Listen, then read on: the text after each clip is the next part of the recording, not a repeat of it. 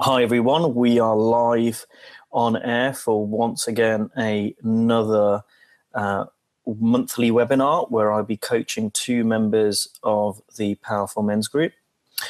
This week we have got Matt with us, and we are also expecting to have Dusty, who is having some issues getting online, but we hope to have him on here soon. So if you're online, just send us a little message using the chat functionality, which should be on the right-hand side of your screen.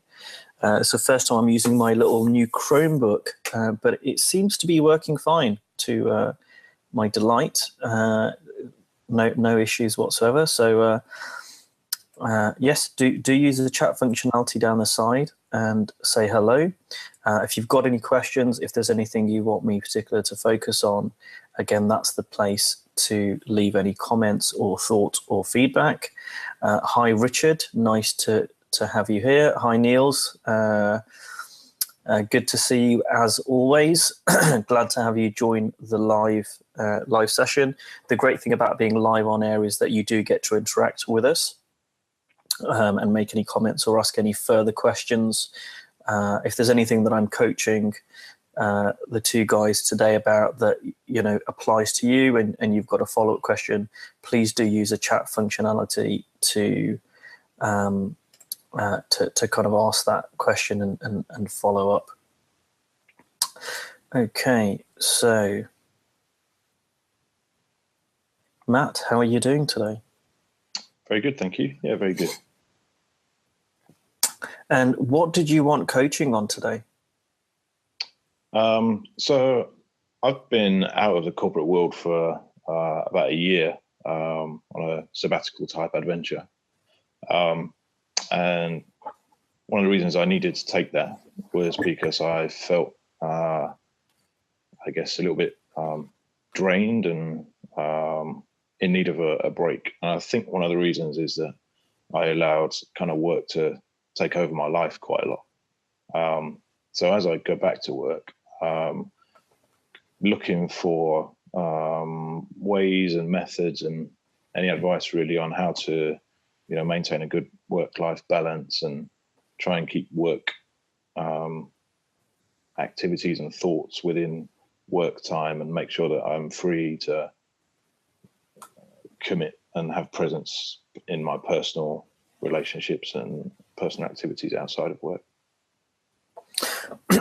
So Matt, it sounds like you took a sabbatical because you said work was getting too much for you, it was getting too stressful?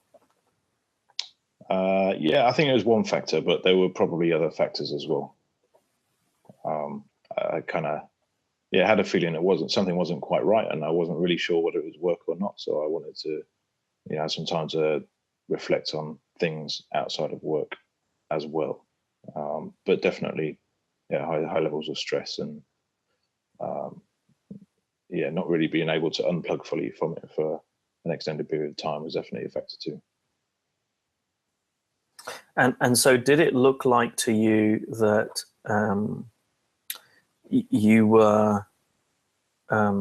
you struggled to keep these two parts of your lives, or at least thinking about work and personal life separate? Was that a struggle for you? Yeah, definitely. I mean, not every day, but certainly there would be times where, like when I'm going to sleep at night, for example, I'd be thinking about ways that I could implement a particular solution and, the advantages and disadvantages of that, which, I shouldn't really be doing when I'm trying to get to sleep. So there were definitely things like that were going on back then, yeah. Who says you shouldn't be doing that? Me, because I need sleep, and I only had a limited window of time to get that sleep. So any time spent thinking about work when I'm trying to be sleeping means that I'm not then getting enough sleep and fresh the next day. So is that the issue then? The issue is just that you wanted to be well rested? It wasn't about thinking about work at home or thinking about home at work, it's specifically about sleep, or was it something else? I guess it was the inability to kind of switch off those work thoughts when I wanted to go to sleep. Not having that control to be able to, free my mind to do whatever it is. In that example, it's sleep. But, I was doing, this happened today. I was doing some yoga earlier. And even though, I was fully relaxed, and I think because the brain was empty, suddenly a thought comes into my mind. And because my brain's empty, my mind runs away with that. And then I lose presence on the yoga. I don't know if it's a distraction, but I can never seem to fully switch off sometimes. Okay. And what would be the benefit to you if you did manage to switch off? So one thing is sleep, another thing is presence doing yoga. Are those the only two things, or do you see it elsewhere in your life too that could be a benefit? I think they're the main ones. I wasn't really in that many relationships before, but when I go back to working life, I do intend to start having romantic relationships, and so there's a part of me that's a bit concerned that it might have an impact on that too, but it's not something that I've experienced in the past. So do you think other people can switch off and decide when to switch off their thinking? I don't know. I certainly know people that don't have any trouble going to sleep at night. They just kind of their head hits the pillow and that's it. They're out. So definitely they don't have problems getting off to sleep, but whether or not that's because they can't turn off their thoughts and they're not proactively, creating thoughts, perhaps they're, different in that sense, maybe. But yeah, I think some people, certainly people who meditate a lot, are a lot better at being able to,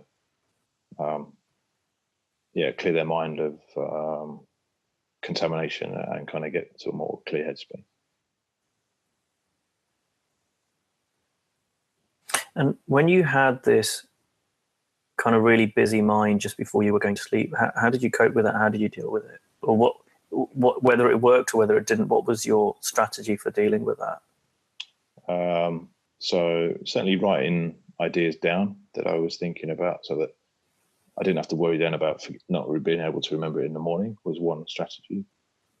Trying to kind of do like a self-guided meditation, imagine my body relaxing, falling into the bed, those kind of like meditation techniques.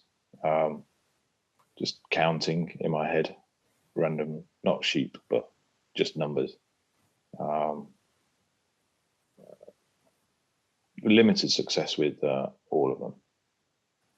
Sometimes I use the counting thing and then, I don't know, get to 70 something and then the thoughts will kick in again.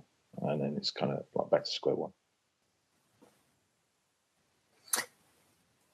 So it sounds like you were trying to get a quiet mind or trying to get a quieter mind by doing more thinking.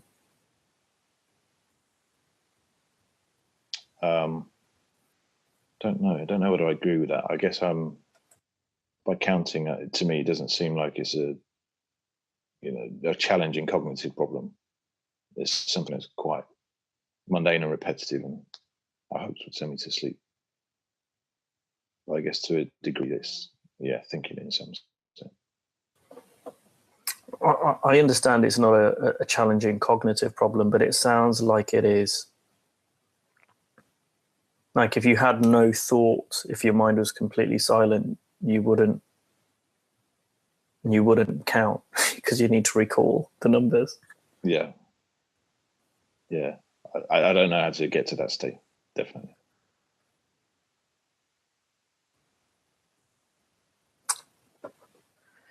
It's something that I used to do too. It's something that's quite common.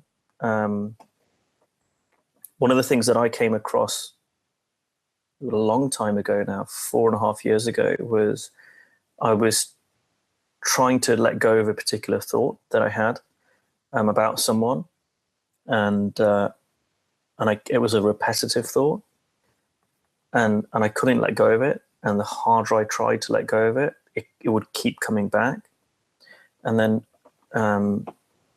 Jamie Smart actually pointed out to me that he goes, the more that you try and not think about something, the more we reinforce it.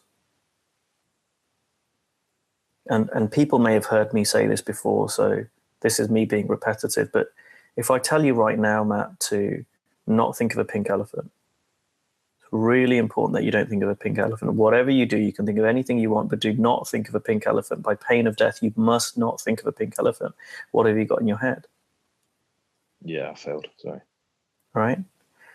And that's the strategy that a number of us employ. It's the strategy I used to employ, that I tried to not think of things, but that involves me thinking, right?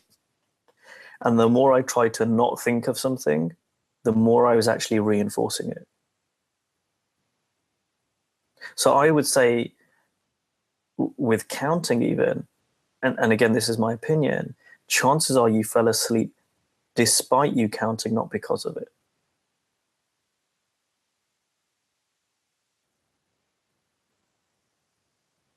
Could be.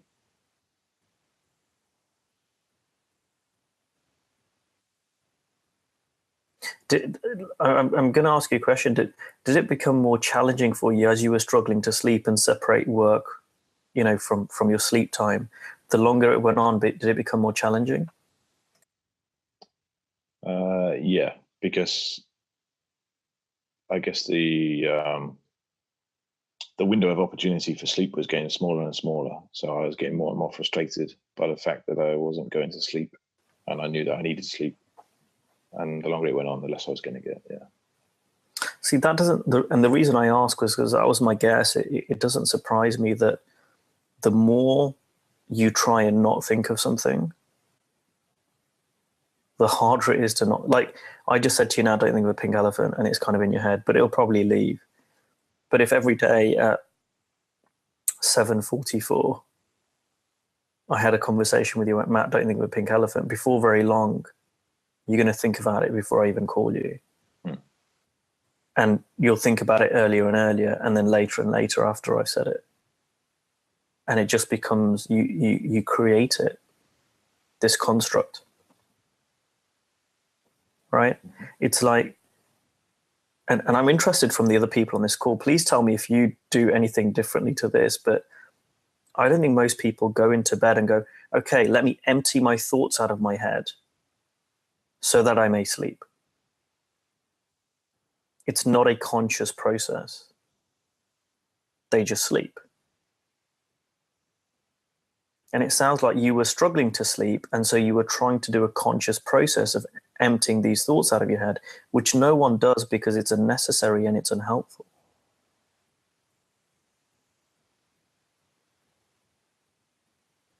Mm-hmm.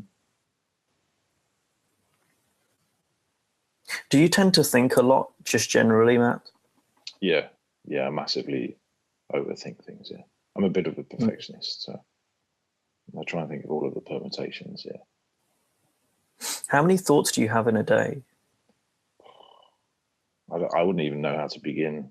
Do you know how many thoughts you've had since we started this call, just in 15 minutes? I'm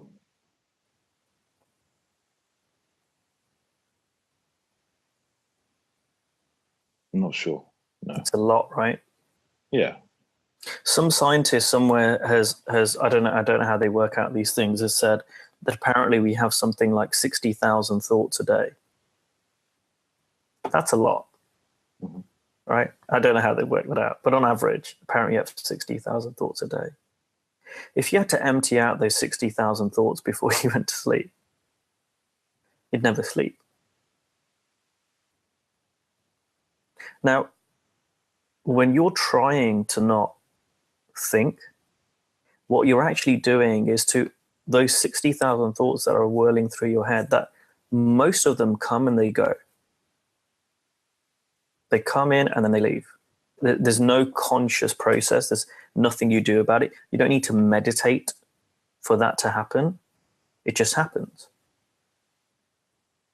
Right? They come and they go. But the more you try and hold on to them or try and clear them out, you try and do something with them, you're adding thought. the more you analyze your thinking, you're adding thought. It's like you've got, a motorway, or for our American friends, a highway, right? It's like you've got a motorway and there's all these cars on it, and your thoughts are the cars, and you're getting a bit of a traffic jam. And so in order to clear the traffic jam, what you're doing is you're sending in additional cars, right? Mm-hmm. Now, sometimes it might look like it's working, people pushing and horning and whatever, and then people get moving, but it never works that way, ever. And you do it constantly, and you keep sending more and more cars in, the road just gets busier and busier. And soon it's busy all the time. And normally in the middle of the night, when the road should be absolutely clear, there's still traffic. Mm-hmm.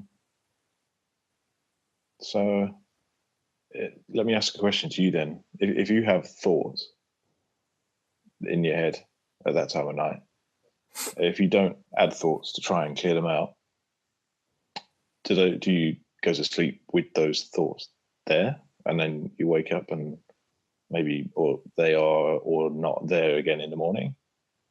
Or do you have a process of clearing out those thoughts? I do not have a process of clearing out my thoughts, because I don't need one. You don't need one. I don't need one. Nobody needs a process to clear out our thinking, right? If that was true, babies would need to learn this,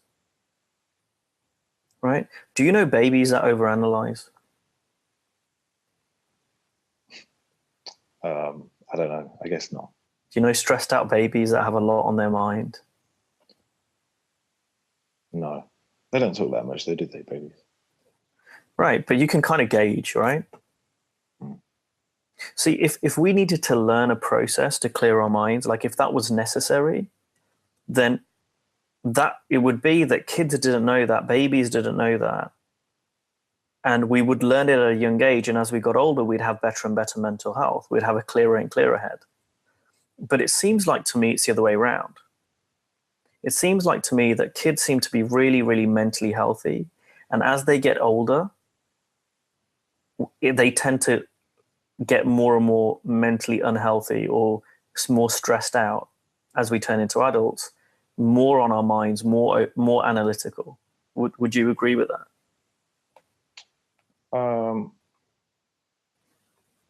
Yeah, certainly their kind of thought develops over time, and they learn analytical skills.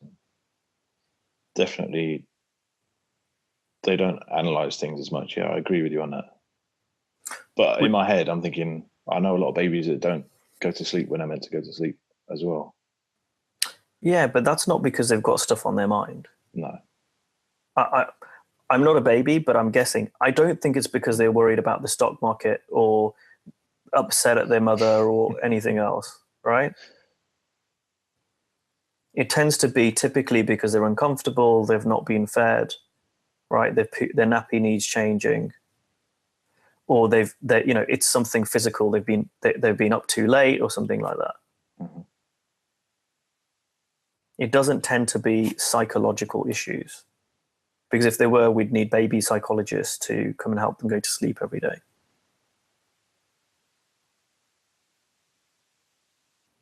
So if babies are mentally healthy, right, and young children in general are mentally healthy and can let go of their thinking, and as adults we find it harder to, which was my experience too, then there's some misunderstanding we've picked up along the way. There's something we've picked up or we've learned as we've gotten older, which is stopping that natural process of you letting go of your thoughts happening. Mm-hmm. It's kind of the opposite of the way I used to think. I used to think, I needed to do something, I needed a process, I needed a technique, I needed a strategy. But when I was introduced to this, and I remember the baby thing really clearly, I was like, oh yeah, that's really true. It's the opposite. It's not something I need to learn, it's something I need to unlearn. And as I started to unlearn and unravel and drop misunderstandings that I might have, and one of the misunderstandings was, in order to clear my mind, I needed to do stuff, right? As I started to drop that, guess what? I'm reducing the number of cars on that motorway. And it doesn't happen maybe in a second. Some people it does. Some people it happens really quickly. But it was kind of like, okay, I'm stopping adding cars. So rather than an additional 1,000 cars on the road every day, I'm adding 500. And then it's 400 and then 300 and then 100 and then 50. Right? Mm-hmm. It's the opposite of what we think. It's letting go, and it's stopping, and it's dropping, if you like, misunderstandings, as opposed to having a new strategy. It sounds like you've tried all the strategies, and in your own words, you had limited success. Yeah. You know, one thing that I find with people that come to my immersion events, because this is exactly what I do in my immersion events, I kind of go really deep into this misunderstanding that people have. A really interesting side effect is people tend to sleep a lot. I remember the very first one I did, this guy, we finished about 5:30. He fell asleep on the sofa for like 2 hours, 3 hours, got up 8, fell asleep again, just knocked out until the morning. And often with my clients, they feel really tired, and I have to warn them in advance that it's not because you're bored, because people misunderstand that. It's a very natural process, because what happens is people start dropping their misunderstandings, and as they do, their body needs rest. They need sleep. And they've just basically stopped analyzing, right? They're dropping some of that, which then gets them out of the way, and they're able to rest. Your body wants to rest. And it's funny, like if we look at the latest science, you know, before it was like you need 6 to 8 hours sleep. They're saying 8 hours is now, for optimum health, 8 hours is the minimum, right? And you look at the average number of hours people sleep, it's far, far less than that. So we are chronically under-rested, right? We're chronically stimulated, in so many ways. So the problem isn't giving us something else to do, it's kind of reducing all of that stuff. And that stuff is automatically reduced when we get rid of our misunderstandings.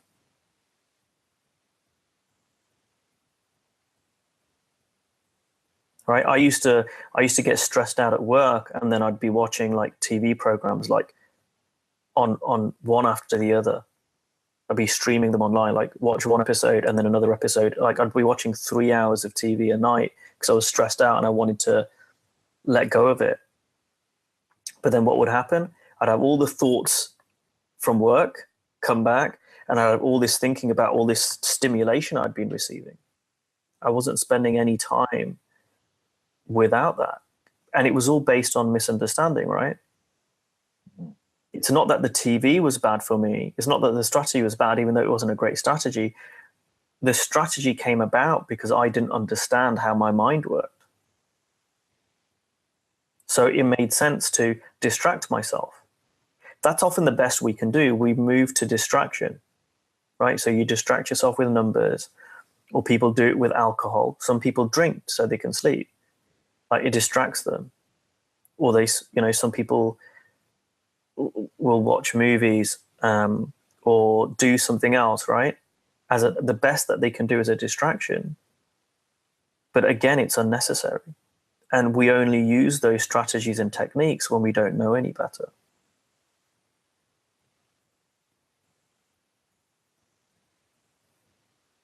Yeah. It's weird because I hear what you're saying, but to me, it feels like that is in itself a strategy. So, like, I admit that maybe there's a misunderstanding, but I'm not quite sure what my particular misunderstanding is, unless it's the fact that trying to find a rational, logical solution to the problem is not the right thing to do. I don't see what the alternative to that is.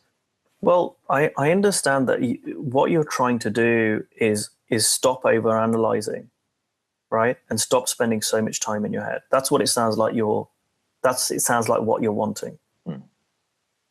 Is that correct? Yeah, to free up my mind at times, so that I can sleep or do something else. Right. And what I'm saying is not having a clear mind is normal. So it's not normal, it's natural.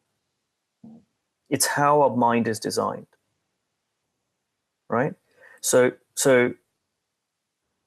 and this can be really subtle, right? It can sound really subtle, but to me, the problem isn't that your mind is busy and cluttered, right? It's a symptom,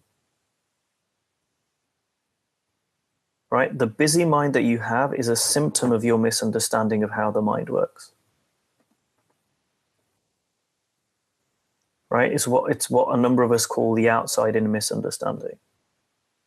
It's actually a symptom. I'm writing a book at the moment. The whole book is about this. In so many different areas of our lives, we don't realize we have misunderstandings. I'll give you an example of this, and let to maybe make it clearer. I would think about work a lot, right? Myself. Why did I think about it? Because I had a lot of misunderstandings at work. I used to think that my job title or how senior I was would give me a sense of power or who I am, my self-worth. That was a misunderstanding. Another misunderstanding I had was how much money I earn gave me a sense of self-worth. The car I drive gave me a sense of self-worth. All right. On the flip side, if I was to lose those things, I would be worth less than what I was worth. Right? So because that was the case, I used to think it was really, really important that I don't lose my job and I perform well.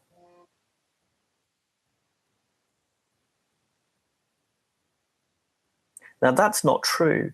Now, I think it's pretty obvious to see that when you put a lot of stress on yourself to perform well in a certain situation, it's less likely you're going to perform well. It's more likely you're going to be analyzing things and second guessing yourself. And it's much less likely you're going to be able to play full out with it, take risks. Because it looks like if I mess up here, then that's going to be really bad. That's going to mean something. That's what I mean by a misunderstanding. And that applies to relationships, to family. We put meaning on things, right? That things turning out a certain way or not turning out a certain way. We put meaning on them, which are made up. If this happens, it will mean this. If this happens, it will mean that. If that doesn't happen, it will mean this. It's those misunderstandings that we have that cause us to overthink. It's not, what's not missing is a strategy, and this is not just another strategy.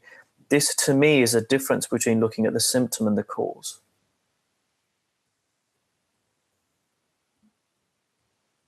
Right? It's like going to get surgery to, liposuction, right? You're addressing a symptom, right? You're not addressing the cause of why you're overweight. There's a difference.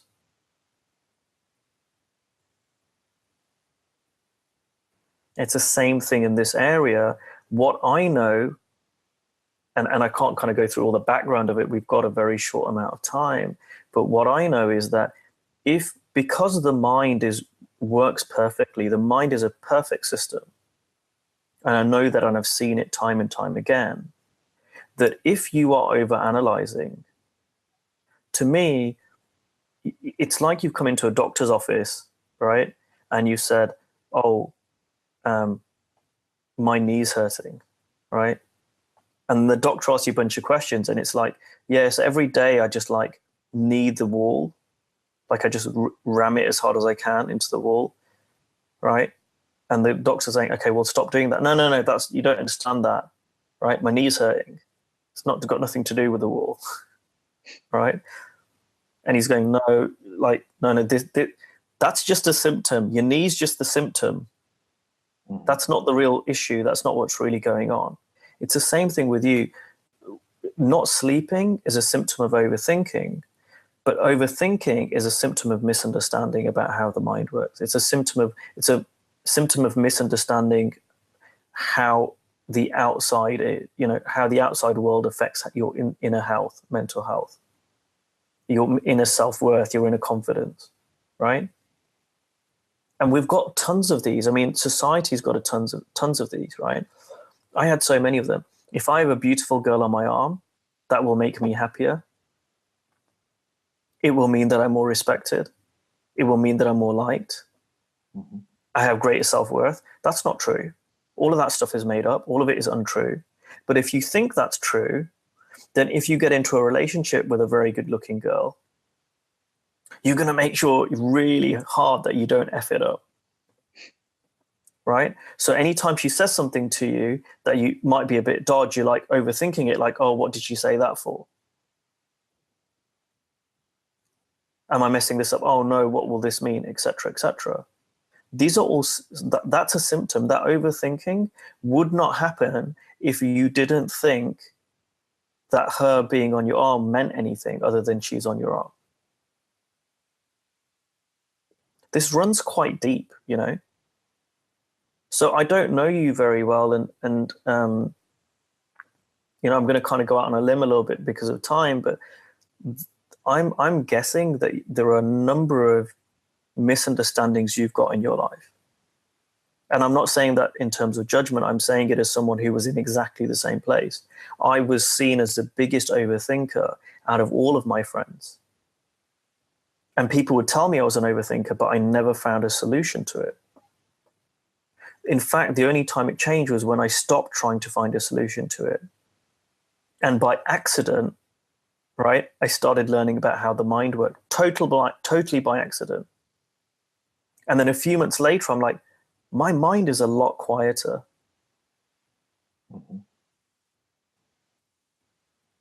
But because I wasn't addressed, that was because I had inadvertently, I didn't go to someone and say, I'm an overthinker, can you help me change this? Because I would have thought they'd made me go to meditation class, and I kind of tried that and it didn't work for me. I didn't enjoy it. It sounded like another thing to put onto my to-do list.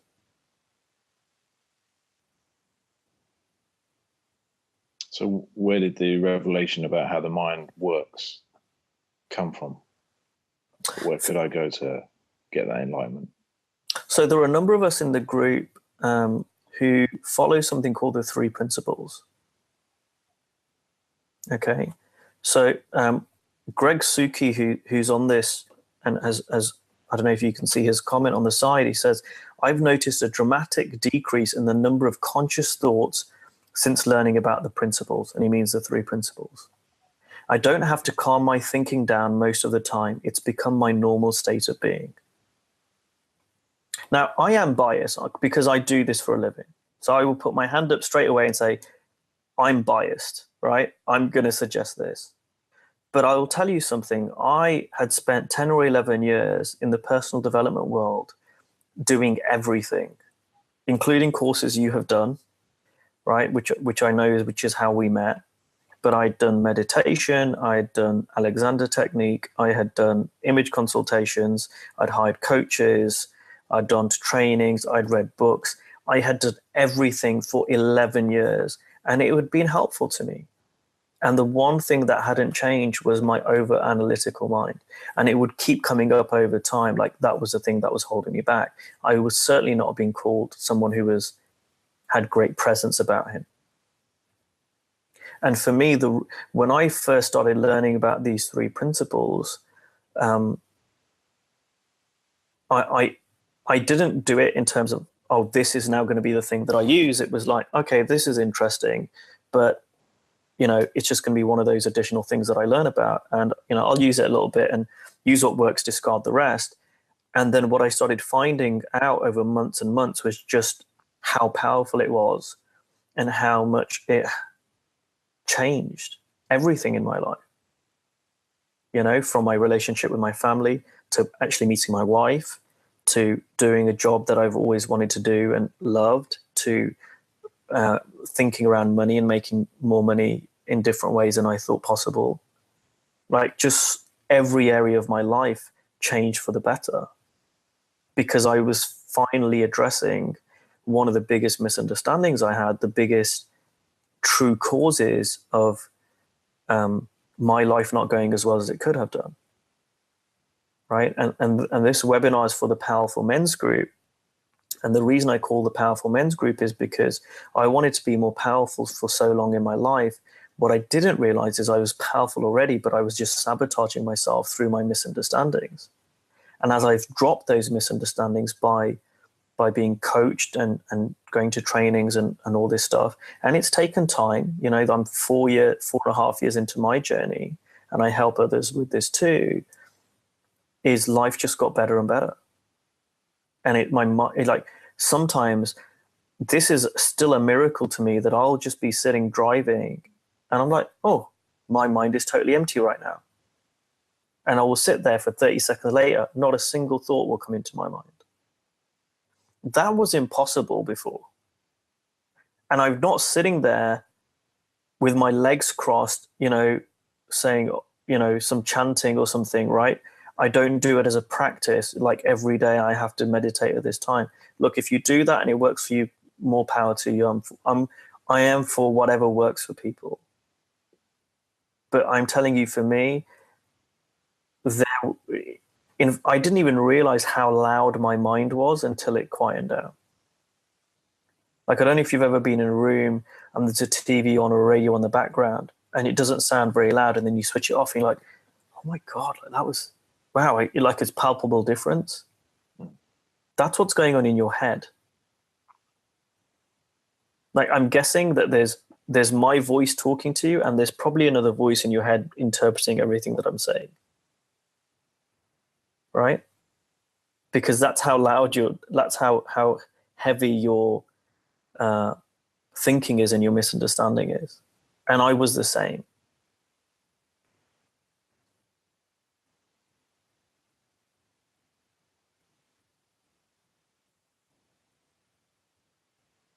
So is there a book that describes the 3 principles, or? There are lots of books out there at the moment. One of the books that I recommend to people is The Little Book of Clarity by Jamie Smart. Mm-hmm. It is a good introductory book. And what I often give with people, I normally recommend 2 books. One is The Little Book of Clarity, and the other one is The Inside Out Revolution. Right? They're 2 books, and they both approach the 3 principles, if you like, for new people in a very easy to understand way. And most people, I find, tend to resonate with one or the other. For whatever reason, it seems to be not Marmite, but it's like people are very, very strongly for one or the other. Like, some people are like, oh no, it was Little Book of Clarity, that's what did it for me. Someone else will say, no, I didn't like that one, but it was Inside Out Revolution, and vice versa. So I tend to recommend both. Mm-hmm. Greg Suki's commented, the 3 principles are the only thing that has helped me with literally everything in my life effortlessly. That includes different addictions, even food. Old binge foods are suddenly not an issue anymore. I didn't even have to do anything to make that happen. Serenity and peace of mind is our natural state of being when we stop doing the things that take us away from it. Cool. Thanks for reading that out, because I can't see the comments. Okay, no problem. And Niels has commented, Matt, if this stuff seems interesting to you, there's a bunch of us in the group that work with these principles. Just give us a shout out in the group and there'll be a bunch who'd love to help you along. And that's true. Cool. That's true. But and I'm curious, I've been talking a lot. I mean, is any of what I'm saying resonating with you, like even a little bit? Yeah, it is. I've actually read The Little Book of Clarity. it's a while ago. And I do remember it being quite enlightening at the time. But recently, when I've been thinking about this kind of challenge of decluttering my mind, nothing came back to me from that book that I read, probably a year ago now. But maybe I should go and read it again and try the other one as well. Well, here's the thing, Matt, right? And this is what I see. And this is, again, just my view.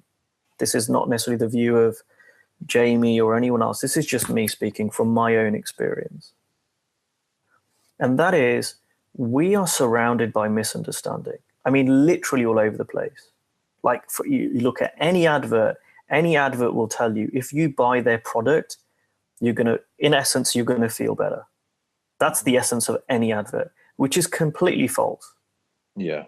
And right? Some of the other ones that you went through before as well, when you were saying them, I was like, well, I kind of have known that that's not true for a while. So, but, yeah. I do get what you're saying. Yeah. So but here's the thing, we are surrounded by that. And it's so subtle, right? Because everyone has this. I see this in all of my clients, anyone that I've ever worked with.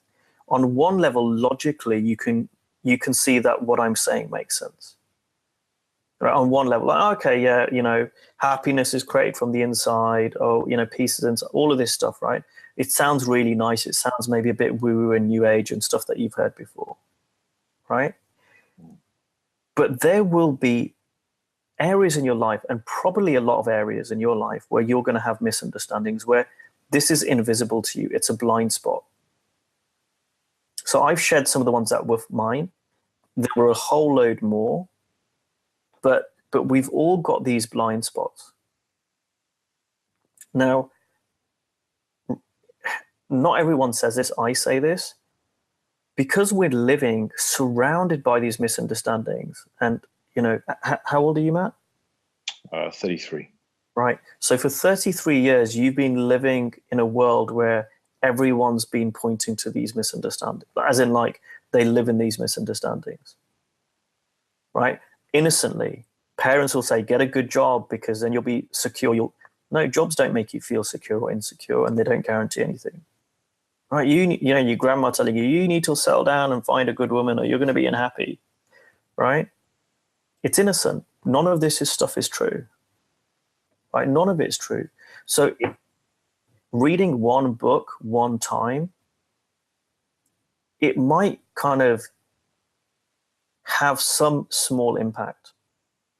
But for the vast majority of people, I'd say, for the sake of it, I'd say nobody can read one book like Clarity, a little book of Clarity once, and drop all the misunderstandings. It just doesn't happen. Now, in the realm of possibility, could it happen? Sure, it could. From what I've seen, it doesn't tend to happen, right? So anyone that is in this group, anyone that's been commenting today, so I know, for example, Niels and Greg, they've been around this stuff for years, and they constantly see more. So do I. So when I work with people, I will tell them, there might be other people out there telling you, do my program, work with me, do this, and I'll fix you, right? Or I'll help you in a short period of time. I don't do that. Because what I've seen, and I'm not for everyone, but what I've seen is that it tends to take time. One of my mentors, a guy called Dr. Keith Blevins, who's a psychologist from America. I'd been around this stuff for over a year when I hired him, and done some pretty deep work on it, had some pretty big realizations. And he said, I'm not going to work with you for less than 10 sessions. Right? And he goes, that's a minimum. And I said, why is that? And he said, because this stuff takes a lot of repetition. It tends to take a lot of repetition. It tends to take a lot of time before people really see, their blind spots. And it was funny because when I was working with him, I'd be on, say, the 4th call. And I'd be like, oh, yeah, that's fine. That was a nice call. I think I get it now. I don't know if I'm going to have another I don't think I'm going to carry on. And then the next call I'd talk, and it would be just like something would hit me where I had misunderstanding that I hadn't seen. I was like, oh my God, I didn't see that. And this would be constant. And the same thing happens with my clients. I'll talk to my clients. One client in particular stands out to me, and he would say, I don't know what I want to talk about today.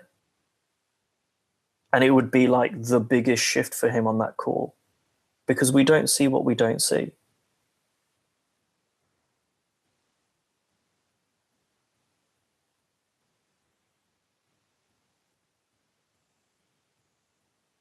Even this thing around needing a work-life balance. Why do people say you need work-life balance? Right? It's because we think that makes us happy. Yeah. Well, I kind of feel that not having it before made me unhappy. Right. Or the flip side, not having it makes you unhappy. That's again not true. There are some people who work incredibly hard, right? Who spend an awful lot of time working, and they love it. They're incredibly happy. They're incredibly happy. Right? Some artists, some creative types, they'll work like solidly 100 hours a week or something, and they love it. They wouldn't want anything else. And on the flip side, you get people who have an excellent work-life balance, if that's what you call it, right? They work 9 to 5, they come home, they're married, 2 kids, dinner's on the table, and they're desperately unhappy.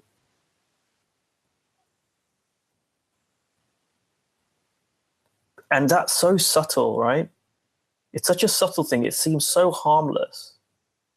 But the problem is, if you believe that having a work-life balance will make you happy, or not having it will make you unhappy, and by the way, this was one of mine. This is what I used to think. If I was in the office later than 6 o'clock, in my mind, that's damaging my happiness, right? Because I'm working too hard, and people that work too hard, in my mind, are stressed and unhappy. So I would make sure I'd left the office by 5:30 latest. And guess what? I'd get home and I'd have nothing to do, and I'd be bored. How ridiculous is that? But I didn't see that. I was like, no, can't be unhappy, need to leave the office. If I went back in time now and could tell my younger self this, I wouldn't be so bothered about 15 minutes, half an hour